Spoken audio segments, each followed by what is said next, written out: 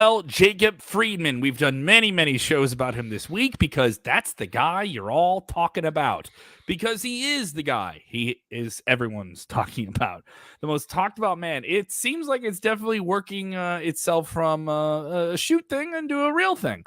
And there's even more Maxwell Jacob Friedman drama to cover. Plus, we'll get into your questions and a lot more. What's going on with Cesaro? Some big news about when he could be stepping back into the ring and where he could be doing it. Johnny Gargano and Candice LeRae. What is their future in professional wrestling? And so much more. The Judgment Day, revealing who they want to see join the group. And as I said, your questions running the entire final segment. It is a Freestyle Friday. Let's make it count. Share the link or you stink. I can smell you through the screen not doing it. Watch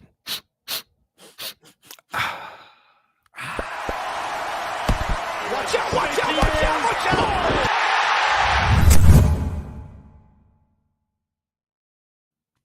Watch out! Watch out. What's up, everybody? I am Kev Kelm. That is Jeremy Bennett in Nebraska, if you ask it. It is a Friday edition of The Top Story. We are with you in the 5 p.m. Central, 6 p.m. Eastern hour every single weekday. So keep your notifications on to know exactly when we go live. I love seeing all the different people who are with us for the first time. If you're with us for the first time, stick with us the whole show. You get all your stuff on screen. We do take super chats. That guarantees you get on screen, but we will let you guys run the whole segment of the show. It has been a week dominated by Maxwell Jacob Friedman. We'll jump into news about him, but do want to remind you tonight's edition of Smack Talk will be on after SmackDown and AEW Rampage. You guys will be able to hear the take of Dutch Mantel, legendary wrestler and producer himself, has had creative roles in all the major companies. He'll talk about breakdown tonight's SmackDown, so make sure your notifications are on for that, and you can catch that on Twitch, YouTube, and Facebook, and then get it on demand in your ears on our podcast. All right, I'm about to sneeze. I'm allergic to all these hot headlines we got going on. Maxwell Jacob Friedman, he keeps stirring the pot, and AEW is certainly involved in the whole plot here. What's going on, Jeremy? Oh, there's a couple of things going on, I suppose. Let's just first off start off with kind of the motivation for AEW so-called fanning the flames on this whole controversy. Of course, almost a week has gone by since he no-showed the Fan Fest, and then we had the pipe bomb that happened, of course, on Dynamite this Wednesday. Uncle Dave has mentioned on the Wrestling Observer newsletter that, of course, mentioned that that neither MJF purchased or canceled his own tickets. So somebody at AEW did that for him. Then we go to Double or Nothing. He gets trounced by Wardlow after rumors that he'd be no showing, and of course then during the buy-in they would redo those graphics and let you know that was going to happen, and of course that let off the show. And so in this Dave is saying that the reason why they were kind of fanning the flames on this whole thing. Now we're going back to Sunday on this, and the reason is they were going against Game 7 of the Eastern Conference Finals, where the Boston Celtics and Miami Heat were taking on. So that's kind of why Dave is saying that's kind of why they fanned the flames. Jeremy, I'm gonna reboot my internet and see if that's my issue. Okay, give me 1 second. I'll be right back. Yep. All right. Go ahead. Continue, buddy. Yep. And so let me get this off here. Hold on. And so, yeah, they were believed to be just fanning the flames to kind of get a little head start on Game 7, so to speak. So, and it didn't. I mean, if you watch Double or Nothing, it didn't really look like Tony really did much to really reorganize the show. It didn't look like there was a lag in any kind of. There wasn't like any lag in any kind of matches or anything like that. So it didn't look like he was really adjusting Double or Nothing just to compete with Game 7. But obviously, throwing up some more controversy, so to speak, just to fan the flames and get a little more interest in it, since there was competition, so to speak, on Sunday. Then also we learned... But does that justify it, Jeremy? Does it justify doing that to fans that bought tickets, if the whole thing started on Saturday and this thing was a work from the word go, and as far as we know, there's a lot of people still in the dark about this, and that is people inside of AEW who've gone on the record saying they don't know what is real and what isn't, or maybe they're all in on it. But to some degree, a lot of sacred rules in wrestling have been broken on this thing. You stiffed some fans, you worked the boys. You worked you worked the media. So now what's real and what's not real? We're all worked, Kevin. I know we're all worked, but you understand what I'm saying. Like, you get it. Then AEW, of course, on the heels of pulling his profile and his merchandise from Shop AEW, they have now unfollowed MJF from Twitter. Oh no, they unfollowed him. No, you can't. Don't say it ain't so. Say it ain't so. So yeah, that's kind of funny too.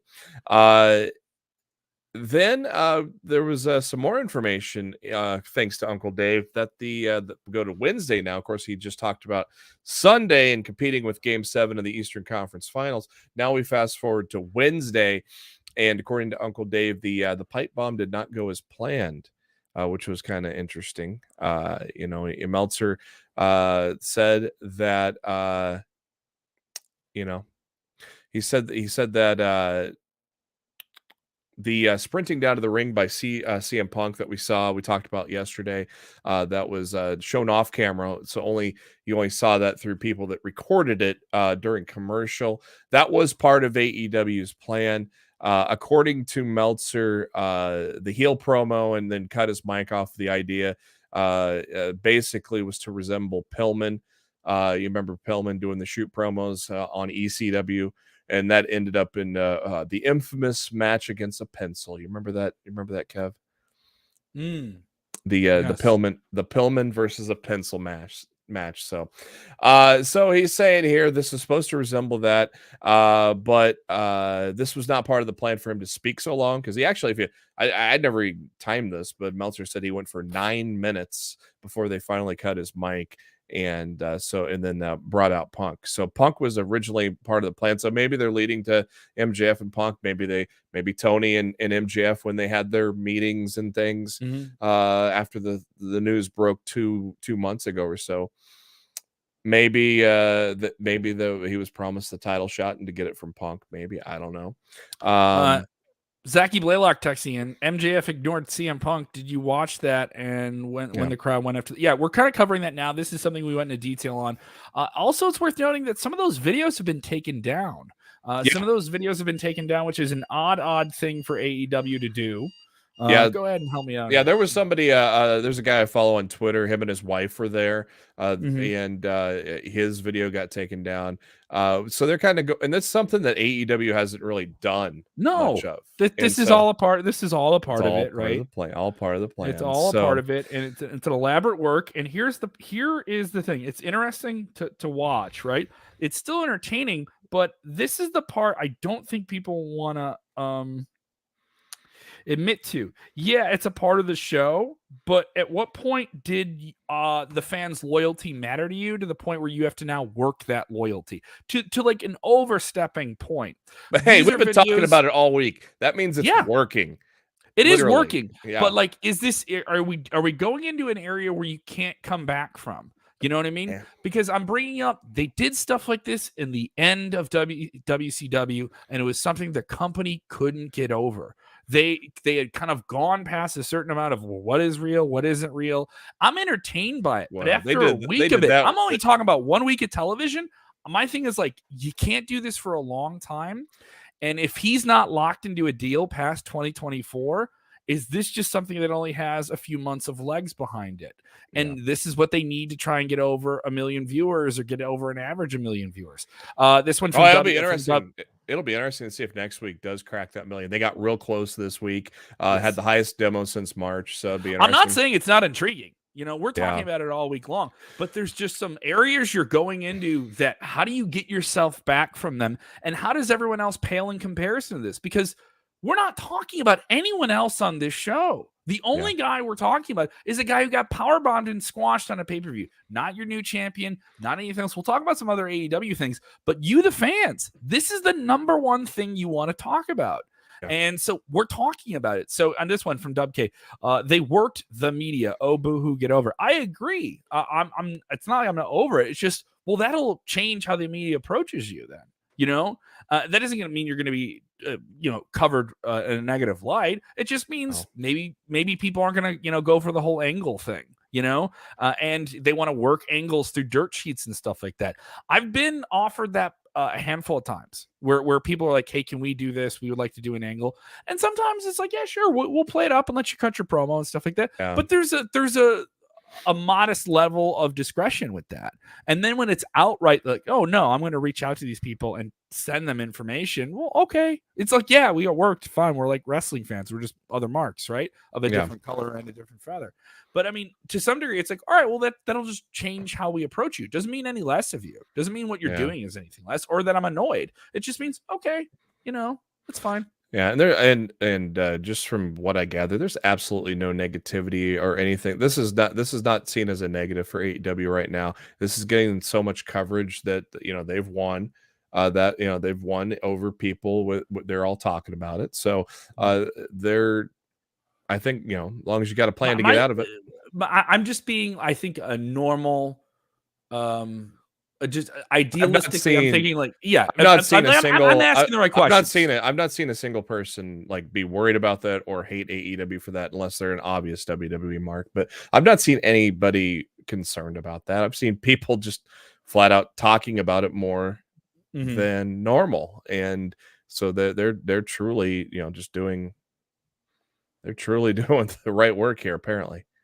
Well, I mean, it also shows how fickle fans are. He's an unprofessional backstabber who's going to ruin the promotion on Saturday. But yet everybody believes it's a work, though. The majority believe it'll work. So they didn't know. They didn't know on Saturday. Now they know it's now they know it's a work, right? Yeah, so I knew it was a work the whole time. I knew it was a work the whole time. I knew it the whole time. No, he didn't. Yeah. No one knew. No one knew he was going to show up at that pay-per-view until he did. At least for the people that were supposed to. They worked the whole locker room on that. Yeah, that they did. So I mean, in that regard, it's like, how many times can you do that? Can you do that with just one character? If that character gets to do that, what do all the other characters mean? Well, I guess they're all phony because this guy's real. Well, that leads to the final story in this thing for today, at least. The final story is Chris Jericho went on Twitter literally at midnight today, went on Twitter and said, for the record, AEW is the best sports entertainment company I've worked for. Continuing with the JAS theme. And Tony Khan is the best boss I've done business with. If certain talents feel like they're undercompensated, maybe you're not as good as you think you are. Please go elsewhere. Please, you'll be begging to come back. Clearly, Jericho a shot at MJF. I know it's also Jericho stirring the internet pot. He knows what he's doing. Yeah. He knows people are going to retweet it. He's working. Knows he's playing one. He's working. Yeah, and then they're all going to work the modern way, which is, put up cryptic stuff. Bray Wyatt did it this week too, right? Yeah. And you have people talking about him. So that is the latest on MJF. Now let's talk about this man who's been out of the picture. He is currently a free agent. He is free to sign anywhere, and that is a man known professionally before his WWE days as Claudio Castagnoli, known to WWE fans as Cesaro, who had a very, very strong run, one that saw him challenge the world title a handful of times, but never get to go to that mountaintop or be perceived as a quote-unquote top guy in WWE, though he had many, many great matches. Frustrated, he gets out of there. He's now waiting to see what happens. The word is that he is very comfortably not pursuing something super fast. But this week's edition of the Wrestling Observer notes that many within WWE expect or believe that he will find his way back to the company due to recent deals that are very, very handsome deals that have been offered recently to the likes of AJ Styles, Kevin Owens, and Sami Zayn. And he would be in that range of a guy who has, he's around 40-ish, still looks like $1 million, can still wrestle $1 million, and the big money you can make is in WWE. What role would he have right now in AEW, and do they have the space or the bandwidth, I think, for him right now? I would say surface level, no. I don't know. I don't know if they have that or need it right now. Is that something they need right now? No. Is it something they need in the next maybe year or two? Possibly. But if you want to, spend that many years on the shelf, well, then you're coming back to the ring, and what's your body going to be like? We saw it with Kurt Angle. He was out of the ring for a few years, and it affected his performance in the late matches of his career. I think with Cesaro, this guy's still going to come back and still going to be a barn burner. I think he'd be a real kick in the ass for WWE to come back, even being gone this long. He'd be a really, really great addition to WWE, even if he's just a mid-card guy. He's a phenomenal performer. He has a connection with that fan base. Meltzer's not far off. I wouldn't surprise me if we saw him back in WWE. Yeah, so what Meltzer said is Cesaro is currently laying low and remains a free agent, basically taking time off for family reasons. Cesaro does have a young child, and he did trademark a new name, basically taking out taking out the vowels, so just CSRO for Cesaro. Right now, it's unclear if AEW has offered him an offer, but Tony Khan has publicly said that he would like to have Cesaro in the fold. Sean Ross Sapp tweeted that there's a feeling that he will return to the WWE, but it does not mean he's going to return tonight. No. There is a feeling that he could return to the WWE, but basically the ball's in his court because he's a free agent. He can do whatever he wants. Juan Gonzalez says Cesaro should go to AEW and work ROH matches. Hey, Juan, I know that's an idea, but I'm going to say that's a step down. We don't know what ROH is. ROH doesn't have television. ROH is going to have a pay-per-view. ROH is an independent promotion that AEW runs and is a place for some of their talent, their overflow talent, to do shows. Great shows, really, really fun shows. Not saying those shows aren't great, but I don't know if that is that of the star that Cesaro is right now. I don't think it is. I don't think it is. Just my take. What do you think? I don't know. But if he works for AEW and Ring of Honor, there's going to be some overlap. It's not going to be a hard. And he has a ton of history there. Ton of history. He was an ROH guy. Yeah, and he's never won the ROH World title either. So sure. I think there would be motivation to go to ROH. Great point. That's a great point. That's a great point. And then we also got some backstage news on the status of Johnny Gargano and Candice LeRae. Uncle Dave, well, it's an Uncle Dave day. Dave from the Wrestling Observer saying, Uncle Meltzer. It is soon. We should be getting ready for Johnny Gargano and Candice LeRae to return to professional wrestling. But he did not indicate where the two will end up, but is saying that the time is coming up where they're going to make their move. So it could be they both re-sign together in WWE, which was my prediction. They could go elsewhere. It'll be interesting to see. They're both free and clear now as well. But it sounds like the clock is ticking on their return.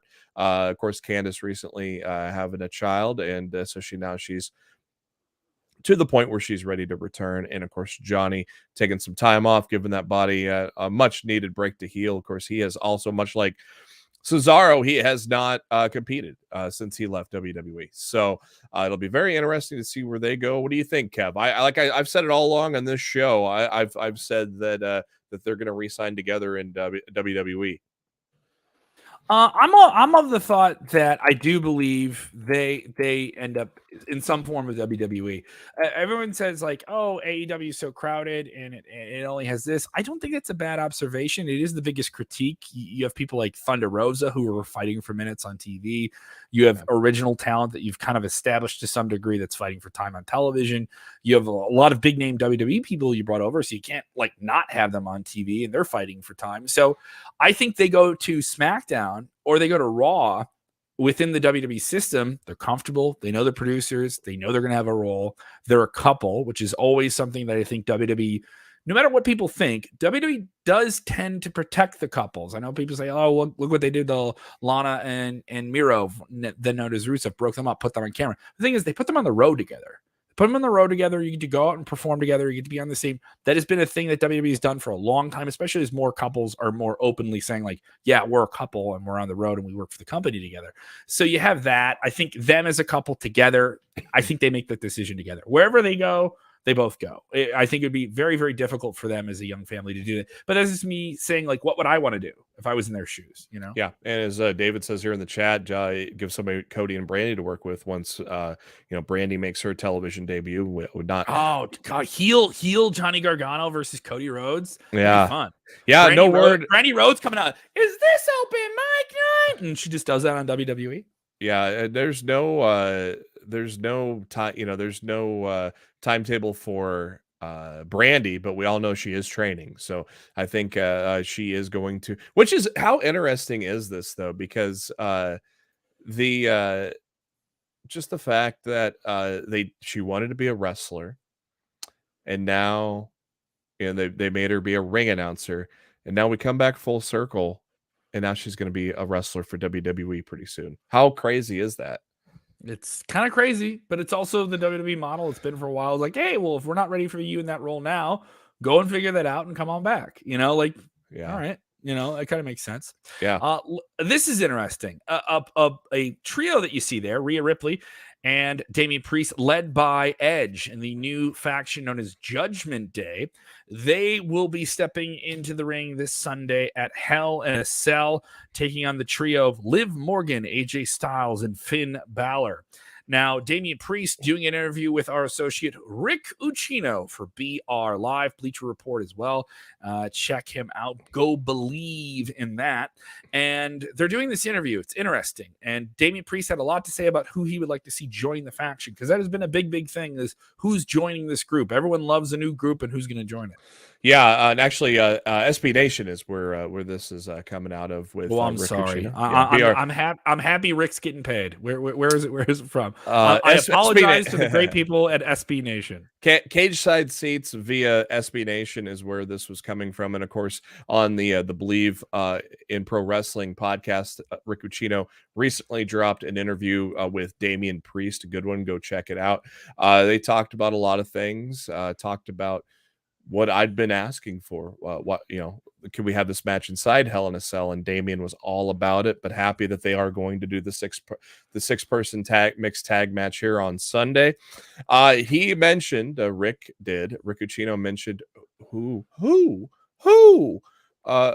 is your number one target to join Judgment Day? And the number one response with no hesitation from Damian Priest was interesting.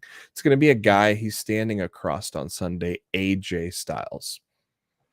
So they would just beat him into submission and to join the group, is what you're saying. Maybe. It was pretty interesting. Here's what he said. He goes, AJ Styles, we need him to come over to the other side. I mean, stop fighting against and fight alongside. When I first signed a contract to come to WWE, he was on top of the list of people that I wanted to work with, and I knew that he would elevate me. And it's kind of like you have to prove yourself and your worth being in a match with that guy. That's a sink or swim situation. If you can't go with him and you can't have a good showing, then you don't belong here. So for me, that's the guy. I would love for him to be the next member. That's the guy. I would love Jeremy, for him to be the next member of Judgment Day. We got Freestyle Friday coming up here. All right. And that's going to be you. That's you asking the questions. That's you driving the conversation. We want to hear from all the new people. But I do want to get into something, and that is your WWE Hell in a Cell. Let me get this here up on screen. Well, you get that on screen. Let's do the last bit of news. Congratulations to Sammy Guevara and Ty Conti, as I bet the internet loved this. Sammy proposed in Paris today, so they are now engaged. And he stuck his tongue out in the photo where they had the ring, like a real little brat. People hate them on the internet. They really hate this couple. It's so funny how triggered they've made people. Mm-hmm. Do you think they're going to play that up on television, I assume? Oh, yeah, they're heels now. So, and I've publicly applauded them for embracing the hate, so to speak. Yes. If we go to a Kane line from way back in the day, embrace the hate. They have embraced the hate. They have turned heel. They have made the AEW Galaxy cheer Dan Lambert, and that is a goddamn feat to cheer Dan Lambert. We have an exclusive interview up right now with Steve Macklin from Impact Pro Wrestling, talking about the upcoming Wrestling Showcase, which will be going down AEW All Out Weekend, Top Guys Weekend, presented by Ad Free Shows. Wrestling Showcase is going to be like a one-day King of the Ring style tournament. 8-man Killer Cross, Tony Nese, Macklin taking on Jacob Fatu. That exclusive interview up right now, talking about his unique pairing with Deonna Purrazzo, their real-life relationship influencing their wrestling careers and Impact, and so much more. That is up now on our YouTube page as well. Go check that out. Fresh interviews up as well with Deonna, Sonya Deville, and Paul Heyman. Those are up now right now on the channel, so go check those out. Let's get right into it. This is our WWE Hell in a Cell predictions. What do you think here? We only have 6 matches announced on this as we're taping this. We'll get more added over the weekend. But Jeremy, let's go right to the top of the card. Cody Rhodes versus Seth frickin' Rollins. Tell me, lightning style, who's winning this thing? This is going to definitely be Cody's win. This is a lot of people, including myself, think this could be the spot Bray returns and costs Seth the match. But obviously, the goal is to push Cody, so that it makes no sense to have him lose even a single match in this feud. So I applaud WWE for going away from 50-50 booking. And if they continue to go on the path, it'll be 3-0 Cody. And then we move on from what was a great first feud for Cody on his return. I got to agree. I think Cody's going to get a massive reaction in Chicago, one of the hottest wrestling cities in the world, at the Allstate Arena. The Raw Women's Champ. Tell me why 48 hours out from the pay-per-view and we don't have a single damn SmackDown match here. It's like the old branded pay-per-view days. It's not like we don't have any big storylines going on there, but I think we'll see some pop up this week before the pay-per-view. And where's the second cell match? I would give it to Judgment Day and the two sweets. Yeah, we only have one. We only have one Hell in a Cell match for this show. Yeah, so I guess we'll figure out what the other one's going to be. I don't know. The Raw Women's Championship triple threat is going down. Bianca Belair will take on Asuka and Becky Lynch. Do they take the title off Bianca so soon here? No. But I expect Bianca to retain on this one. That'll put the feud with Becky to sleep. If Becky gets pinned, then you can have maybe do continue a feud with Asuka, maybe. But they're both baby faces, so it's like, it's interesting to see, but I do not see Bianca Belair. This is going to be one of those championship validating wins, and Bianca Belair is going to be on top. Yeah, the chat is with us on that one for sure. United States Championship match. This will see the hometown hero, a former police officer in the greater Chicagoland area, Mustafa Ali, take on the braggadocious, big smiling, taking selfies, endorsed by Vince McMahon, was in a big profile match. Theory, not Austin Theory. Do we get the old rigmarole with WWE not wanting the hometown guy to win the title, but he kind of gets to shine here? No, they brought they had a plan for Mustafa Ali. I think he wins the title here. I do too. Theory's had a good run with it, and he's had a good run with it, but I think it's time to put it on Ali here. And Derek in the chat here, that could be your other Hell in a Cell match because Madcap does return tonight. So that'd be wild. Handicap match, Bobby Lashley versus Omos and MVP. This strikes me as just more of an angle to drag this whole thing out between Bobby Lashley and Omos. Though it's been, I wouldn't call it the least entertaining promo or program. It does help all the guys kind of get a little bit more on the show, but I think it's kind of run its course, right? Yeah, and you got to have Bobby Lashley win this. As a babyface, he is getting over. He is getting some of the biggest pops in Raw right now. So I think it would be very detrimental. There's a positive momentum of people behind him right now. So you got to have Bobby Lashley go against the odds and defeat Omos and MVP. All right, the big 6-person tag team match. Finn Balor, AJ Styles, and Liv Morgan taking on the Judgment Day, led by Edge with Rhea Ripley and Damian Priest. This has got to be Judgment Day's match. They're a defined faction. That is their gimmick, the purple, the darkness, all these different things. I do think they need this win more than an assemblage of, beloved baby faces. Sadly, Liv Morgan never getting those big pay-per-view wins, though, right? I love the trio of Finn Balor, AJ, and Liv together, but my God, I fear it's not going to last past Sunday, and somebody out of AJ and Finn are going to, maybe even Liv, are going to turn and cost, and Judgment Day gets the win. I don't want it to happen. I want this trio to remain. It's something WWE has not really done, is stables with men and women together, and so they're doing it here with 2 different stables right now, and I'm afraid they're going to break one of them up on Sunday. But you can't have Judgment Day lose here. No way. They're brand new. Or you get a schmaz finish and no one comes out on top, right? Ezekiel versus Kevin Owens. Ezekiel. Yeah, a guy that is surprisingly getting over with the fans. Because at first we're like, what the hell is this? And especially for Kevin Owens, he had the huge program with Steve Austin at WrestleMania, and then he like jumps into this wacky, weird gaga ha thing. Yeah, and Kevin Owens and Otis and Chad Gable have made this feud to actually be good and interesting and funny at times. You could see Ezekiel's improved in the ring too. He's had some good matches. I don't know. This is the hardest one to call, only because you have Kevin Owens re-sign that 5-year deal recently. When are you going to finally pull the trigger to push him? You can't have him lose. I just don't think this is a match he even needs to win. I don't think it affects him in any way. Yeah. I think this is more just to establish a mid-card comedy character. Hey, that guy looks like Elias, and just all these different, silly things they've done with it, which mind you, Kevin Owens and Zeke have ran with. The way this has been booked, you can't really have Ezekiel lose, because otherwise he's going to lose all momentum. So I'd go Ezekiel here. Yeah, those are our predictions for WWE Hell in a Cell. Get into the comments and tell us what you think. And don't forget to join us for our live post-show coverage at sportskita.com. All right, let's get right into Freestyle Friday.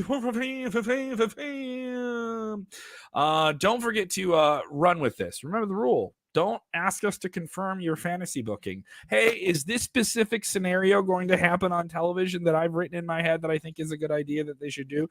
You know what I'm saying. Is someone coming back? Yeah, we can get into those questions, but you know what I'm talking about. Get your questions, get on screen, especially if you're with us for the first time. Super Chats guarantee that you get on screen. And don't forget to share the link of your streak. So much to get into heading into a busy weekend. We got NXT in your house as we kind of prep for people to do their questions here. We're going to be doing a post show of that Sunday afternoon. And then Jeremy, you and I are going to be live again with Jose after a long night at the Allstate Arena. I'm going to be there with our good friend, Nick Hausman. We know Nick very, very well. Give it a wink there to Nick. And we're going to be right off the floor. Looking forward to it. I've been to a Hell in a Cell. Have you ever seen a Hell in a Cell before live?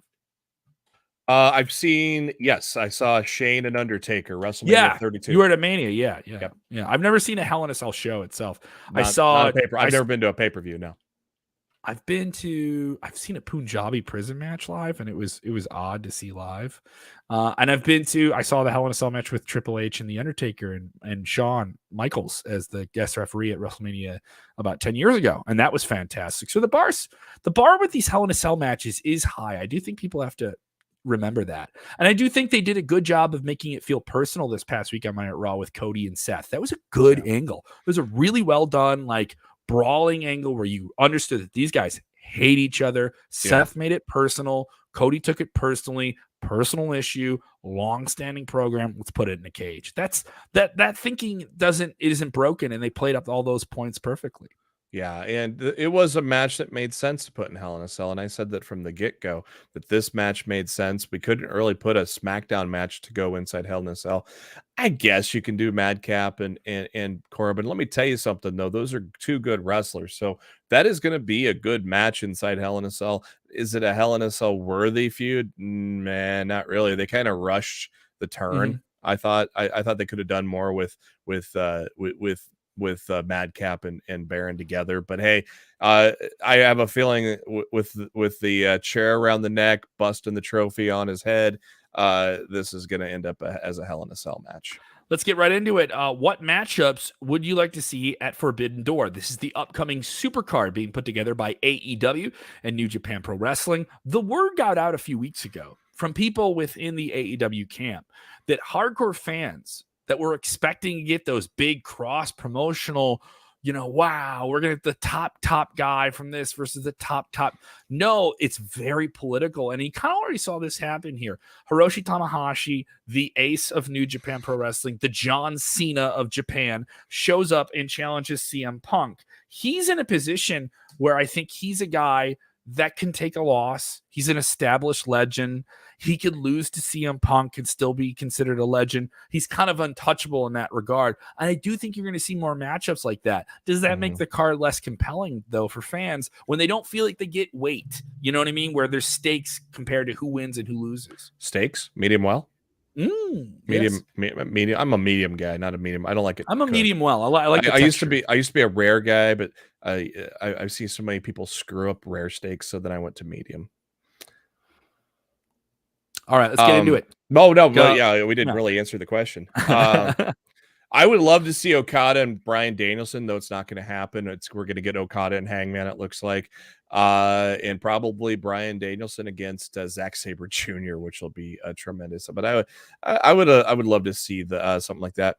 And we'll get some elite guys versus Bullet Club. I think is kind of noted and been teased a couple of times here. I'd love to see Wardlow and Ishii. That'd be cool. That would be fun. Yeah, that's a cool match. You know what I mean? But that's another one where you do like veteran big man versus veteran big, newer up and coming big man. So you kind of know where it ends. I want to see Naito and MJF, or Naito and Eddie Kingston. I'd like to see either one of those. I would love to see Takahashi take on a Jungle Boy. That'd be fun. Yeah, I'd love to see that. So those are kind of the ones off the top of my head. Roland Curtis, always supportive of the channel. Super chats guarantee you get on screen. Don't worry if you have questions with us right now. Fire them off. We want to get you on screen. I got the next one here for the first time. All right, here we go. Roland says Jeff Jarrett called HBK the Michael Jordan of pro wrestling. Some say Taker is the MJ of wrestling. Who would you guys consider the MJ of pro wrestling? Well, that's a weighted thing because some people perceive Michael Jordan as not just the best professional athlete in the history of the United States. I would say it. I'm biased. I'm from Chicago, right? But a lot of people put that on him in the sense of the way he changed the way people perceive super athletes and how much money they can drive to the sport, how an athlete becomes a draw bigger than a team. Specifically in the NBA, you could say that's true. When LeBron's in town, more people buy tickets, right? And in that regard, I would say that for sports, who is a draw like that in wrestling? Now it's almost like, and I think you could argue it with AEW, not just WWE, where the promotion wants the promotion to be the number one thing. And to some degree, that's true. Even at the independent level, though you may have people that are your draws, you want them always thinking of your promotion at the end of the day, and are they coming back for it? And it is Jordan and Taker two of those guys? Absolutely. It's hard to say. I would put Austin up there in terms of a guy who changed the business too. In terms of outside of the ring, Steve Austin. In terms of working in the ring, absolutely Shawn Michaels. Perfect. And I think that's where Jeff Jarrett was going in terms of workers. Austin, obviously, outside of the ring, him and The Rock are the top two. I put Austin ahead of The Rock, actually. I don't know if there might be people that disagree with me, but I would put Austin ahead of The Rock. But inside the ring, absolutely, HBK. Next one up here from Zaki. So does this mean they plan Zaki Zao? Do they plan on doing something huge, which will include MJF, Tony Khan, and CM Punk? I'd take Tony Khan out of it.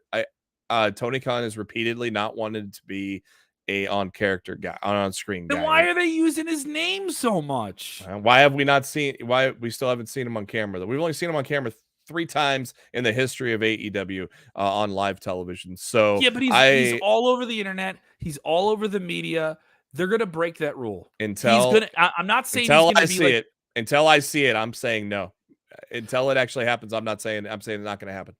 I'm with Jeremy. I'm with you, but I'm less believing that they're going to stand by that rule. But the way they don't stand by their rankings, I don't think they're going to stand by keeping Tony Khan off screen. Now,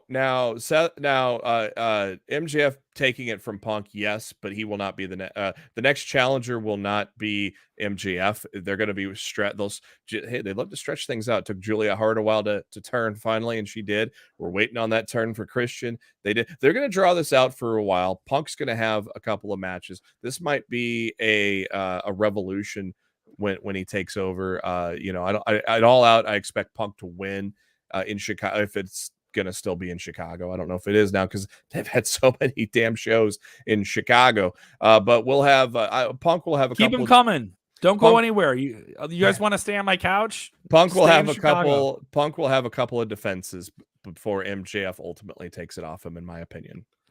Andy Wilson saying, "Night lads, almost midnight here. Queen's Jubilee, and I'm lathered. Have a good weekend, everyone." Yeah, shout out to all the fans in the UK. I love. I got lathered last night. I'm gonna get lathered tonight. It's my birthday weekend, and I'm going to Hell in a Cell. I'm doing the post show with you guys. I cannot guarantee I'm going to be of clear mind. I cannot guarantee. Yeah. All right, here. Yes, people are excited for that potential Zack Sabre Jr. Bryan Danielson match here. More questions to get into. If you're with us, go ahead and fire those off live. Want to get into this one here. Donna has a good question. What's going on with Brian Cage? Brian Cage. They're building. They're going to build Ring of Honor around him. I think they already had him in a stable with a couple of guys that I'm not familiar with. Obviously, teaming with Tully Blanchard. He's going to be. They're going to build Ring of Honor around him, and he's not going to really be featured on AEW much, at least in the near term. It'll be interesting. Ask us anything wrestling. Get on screen. This is your moment of the week. People saying a big happy birthday to Kev. Thank you so much. Big happy birthday, Jose Gonzalez, who's not joined us. He's celebrating. Yeah, 40. Well. Joining that 40 club. Don't give away his age. Come on. He's it's vanity. It's public. Vanity. It's public. I'm teasing. It's public knowledge. Yeah, it'll be interesting what the future is with Brian Cage. This question from Can't Stop. Won't stop. Can't stop. What do you all think of Punk botches growing by the night? I heard about this. I saw he went to go do the springboard clothesline that he's done for years. And had some issues with it in the 6-man tag match on Wednesday and almost addressed it in a promo.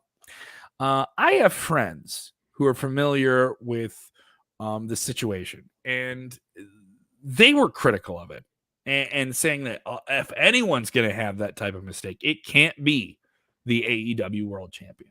It cannot be the champ. Show me the perfect wrestler. Show me a wrestler that has never botched in their goddamn life. The thing is, there's guys you see make Daniel Bryan has botched. Bryan Danielson has botched. Every wrestler has botched. Shut up. Let it go. Is it just because it's on the top rope and it's so noticeable? There's a lot of mistakes you see in wrestling that people don't even notice or don't care about, or don't replay or don't share. Some of those buckshots he was selling the knee. Remember, they were working each other's knee in that match. Some of that was selling. Oh, he couldn't stay on that top rope, Jeremy, because that leg was injured earlier in this match. Yeah, it's ridiculous. He's got rubber band legs up there. Yeah. Victor with a question. Bray will be back this Sunday. I've been talking to people. Bray? Okay. Bray Wyatt, who was released by WWE nearly a year ago. One of the more talked about supernatural characters in the history of wrestling since The Undertaker. I would say of modern WWE creations, never has there been a more intriguing, question-creating character like Bray Wyatt in the various incarnations that he's had. But I've had more than a few people talk to me, including people within WWE who understand the program here, saying they've heard the chatter and they're not ignoring it. So it's interesting. And they can't confirm to me, obviously, on the record, they wouldn't confirm to me whether or not he's coming back. That isn't me indicating anything, by the way. I just couldn't get a straight answer, and I understand what people don't want to give that to me. I'm not holding my breath, I'll say that much. I'm not either, but it would be, wow, wouldn't it be something if Bray came back at Hell in a Cell because he had such a controversial match there before? It would be such a controversial way to bring him back. That stupid red light crap. Yeah. One of our regulars here, Noob and Company, since Asuka's return to the WWE, do you think she's lacking in interviews, media appearances, and YouTube videos late? I'm not really. No, I think Asuka was on the shelf and was very quiet. She was even quiet off of WWE. She had her own internet presence and she kind of slowed that down. She's allowed, she was going hard for them during the pandemic and then had that arm injury, wanted to get that worked on, want to do some other things and just slow down in life. And she's earned it. It's also worth noting, Asuka's a woman in her 30s. You give someone 9 months like that off, you're getting another 4 or 5 very strong years out of them.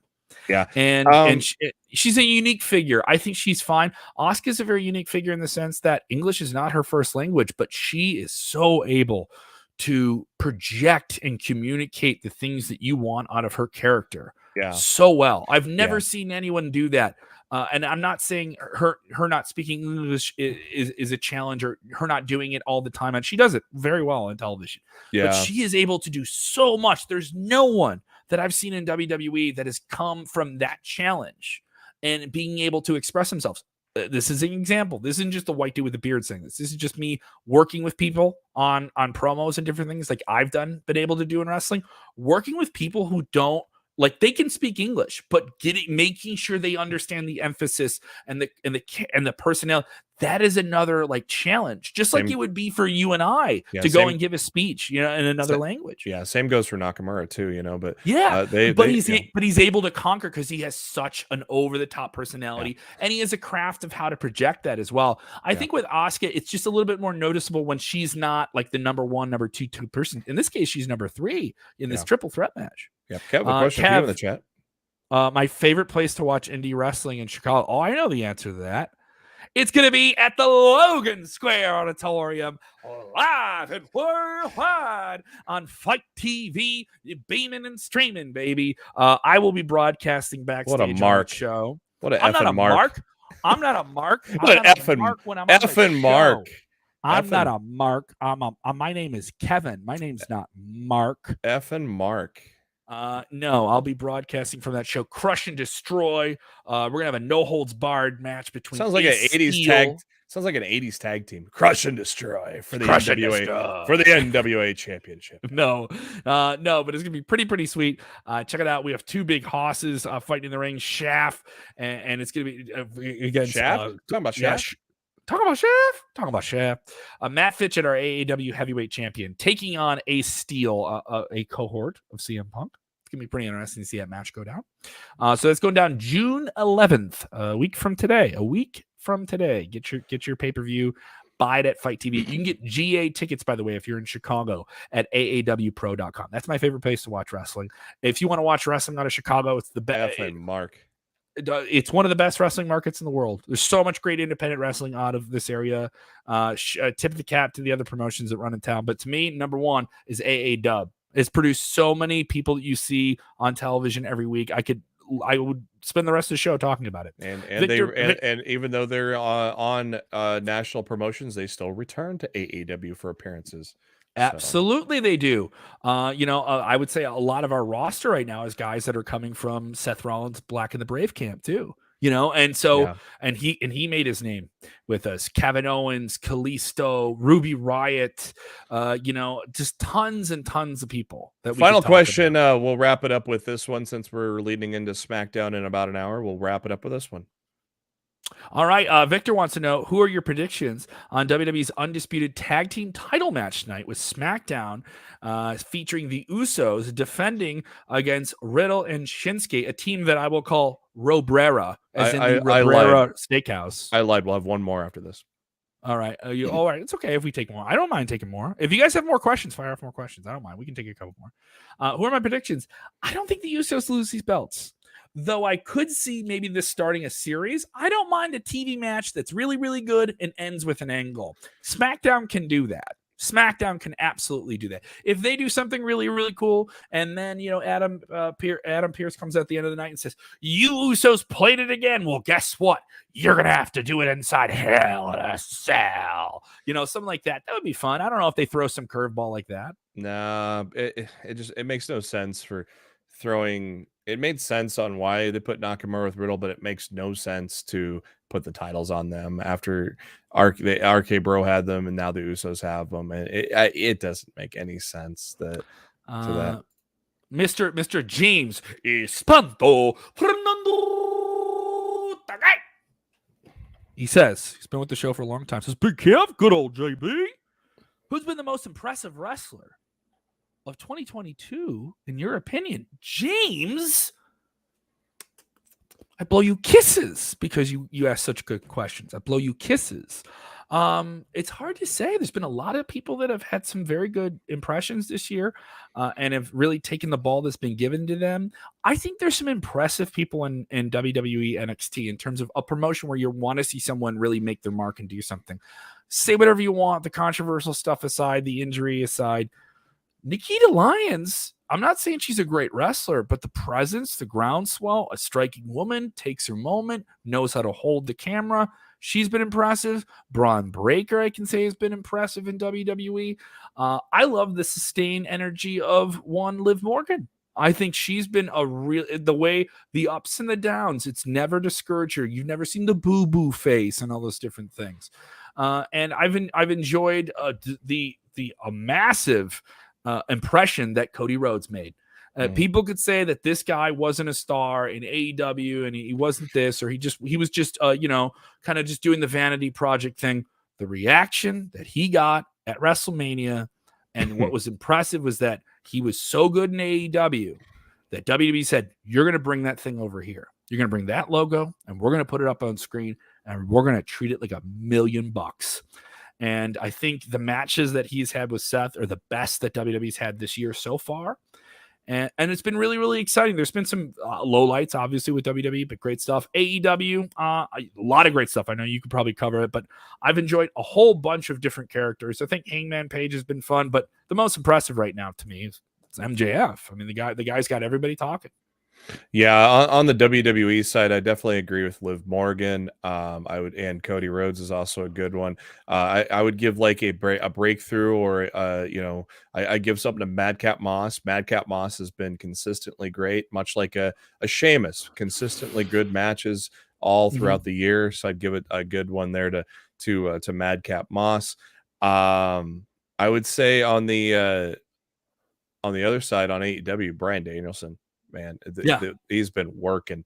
He has been working, and now he's in the combat. I didn't mean to forget the matches he had this year, but it's a wide thing. Like, who made the biggest mark on you this year in wrestling? And they've done some great stuff here, Yeah. Definitely want to get this question. This is a good one. Damon Heater, excuse me. When are we getting the return of Bayley in WWE? She's been healthy or expected to come back for a while now. When is it going to happen? Is it simply just not healing at the right? Is it WWE picking the right time for her to come back? Is it this Sunday at Hell in a Cell? I don't think it'll be this Sunday, but I think it's going to be either Monday or Friday next week. It'd be interesting if you do a big return. Like, say you have a Bray Wyatt this Sunday at Hell in a Cell, then you have a Bayley the next night or the Friday after. That'd be an interesting week and a real kick in the pants for WWE as well. I got to get out of here and record another show. So. All right. So we're on our way. I didn't mean to hold you up. All right. Say hello to the fellas down the hall for me. All right. I will. All right. You can follow him on the Twitter machine at JB Huskers. You can follow me at Kev Kellum. I'm also at Kev Kellum 6 on the Twitter machine. I got 6, that big 6. The devil is in my social media. I'm going to be at the Lincoln Lodge tonight doing the late show at 11:30. Come out and see Strong Style Comedy. That's going to be tonight if you're watching live. Strong Style Comedy. What is Strong Style? I'm doing the Kobayashi chops to someone on the chest if they come up on stage. You can do a little Shote palm strike. Who's that Shote? Who's that? Like up! There we go. All that ridiculous stuff. My roommates have to hate me today. So it's gonna be really, really cool. I'm gonna be at Hell in a Cell. If you're going to Hell in a Cell, shout me out on Twitter. I would love to meet some fans and film some content with you if I could on Sunday. So I'm looking forward to that. And I'm going to be at Shuba's. I'm going to be at Shuba's Rock Room in the Big Hall, a venue that all these wonderful bands have played. I'm going to be at the Shuba's Rock Hall in Chicago on Tuesday, June 21st. Shuba-duba-doo. Why did they book you? I don't know. All right. So thank you guys so much. It's an hour-long show. We're going to get a letter about why the show went too long today, but I don't care. Didn't know Kevin does comedy. Yes, you can go to my website. It's at kevinkellum.com. You can watch my comedy clips there. Yes, I have wrestling jokes. The letters go to Kevin, so they don't go to me. I just forward them. Yeah, I'm gonna be getting them. I'll be like, but it's my birthday. Tell them about what you got going on Wednesday nights, baby. Yeah, we got Wednesday night. This may be at every Wednesday night thing. We'll let you know. But Getting Over on Twitch is gonna return here sometime shortly, where myself and Jose will do a little debrief of AEW Dynamite afterwards. And while we do it, we'll play a little bit of play a little bit of WWE 2K, a little bit of Retromania Wrestling. Hell, I may even pull out the 8-bit pro wrestling one night. We'll see what happens. But we have been Starman? You got Starman coming out? Get Starman out there. Get the Amazon out there. And so go ahead and subscribe to us on Twitch. It is just search for Sportskeeda Wrestling, all one word. Let's get that subscriber base up on Twitch. Of course, we do Top Story from Twitch every night there. But just do Sportskeeda Wrestling on Twitch, and we'll let you know. We may be coming back this Wednesday, but stay tuned to Top Story here. We'll let you know for sure. Please remember, when watching wrestling, do the most important thing. Follow Sportskeeda on all the different apps where you get your wrestling content. And remember, when watching wrestling, do this. Enjoy wrestling. Yeah! Talk to them. Do pre. Watch out, watch out, watch out, watch out!